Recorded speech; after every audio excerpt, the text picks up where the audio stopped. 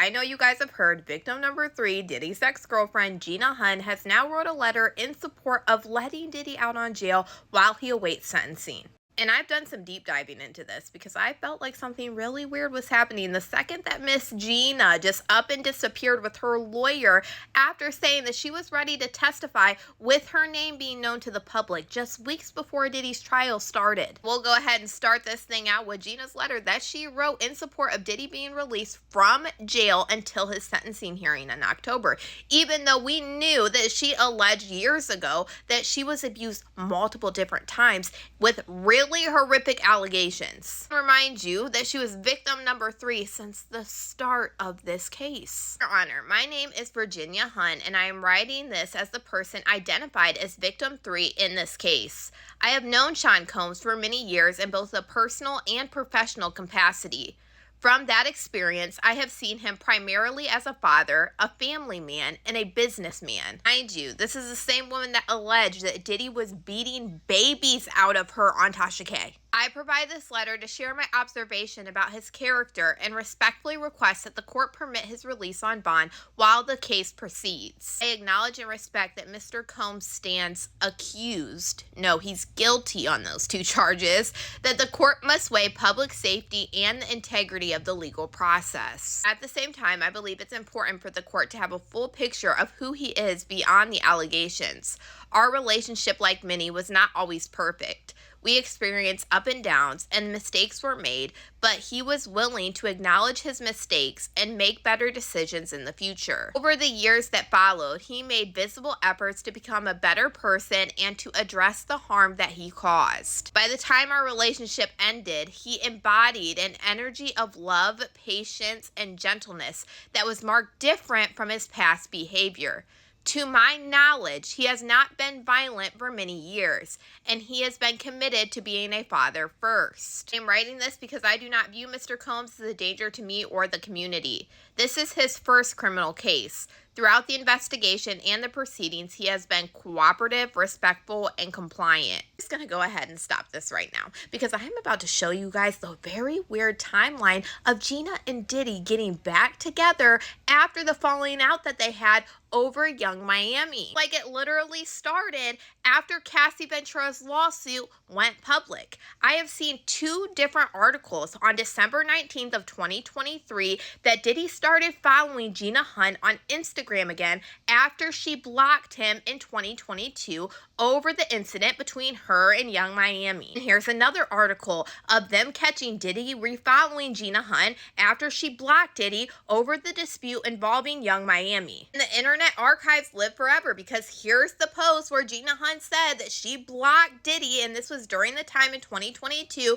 when she was going back and forth with Young Miami. It's even crazier if you remember, Jane said that she was reached out to by Diddy on November 19th of 2023, also after Cassie's lawsuit was going very public, because where Diddy recorded a phone call between him and Jane, and he was saying all of that stuff, and he kept saying, you know what I'm saying, like 50 different times, and then he was saying, this is when I need you to be there for me. And this phone call was later found on Christina Quorum's phone when they raided his homes, and they found Diddy and Christina Quorum at the airport in Miami. The exact same date that he started refollowing Gina Huynh on Instagram. But what's even crazier is Jane testified about Gina Huynh being with Diddy, and it made her want to break up with Diddy when this investigation was still ongoing. Ask Jane, you had wanted to break up with him after you saw him with Gina? She said, there were so many times I had wanted to break up with him. You were in an Equinox parking lot and you tried to break up with him, right? Yes. And they played an audio recording of Diddy sending her a voice note during this time. And then they asked, there was no entertainers this night, right? Right. But it was after that video and Cassie's lawsuit was made public. Yes. She basically alleged that Diddy was messing with Gina Huynh during the investigation after the video of Cassie Ventura being beat at the Intercontinental Hotel was leaked to the media. Remind you, Cassie's videotape was leaked in May of 2024, and his homes were raided months before in March. So this investigation was in full swing. Start getting to the part where Gina just got really flaky just a couple months before trial. That really had me confused. In my own opinion, I felt like she was really paid off or something, because it made absolutely no sense, and that's just my opinion. As you can see, on April 4th of 2025, victim 2, victim 3, and victim 4 had told the government that they wanted their identities to not be revealed to the press or the public. This is when the government asked if they could have them testify under pseudonyms to protect their privacy. Cassie said she was prepared to testify using her own name to the public and the press. And then Miss Gina Huynh, literally 20 days later, told the government that she does not wish to use a pseudonym during her testimony, meaning she was ready to testify with her full name being known to the public. And then not even a week later is when we would hear that the government would say they couldn't get a hold of Gina or her lawyer, and that they were missing and didn't even know if she was going to show up to trial. This is where it gets really messy, because if Gina ever told the federal government anything and now she's retracting, technically she could be charged with a crime for lying to a federal investigator. Around the same time in April, Diddy actually filed a motion trying to get all of the evidence thrown out from the search warrants, and he listed a lot of different reasons. And then the judge came back on May 9th of 2025 and rejected it. Judge said with Gina Huynh, Diddy argued that the warrant affidavit that stated something about Diddy excluded her something. She said that she was blank and that Mr. Combs was blank. But if the affidavits had included all of victim 3's public statements,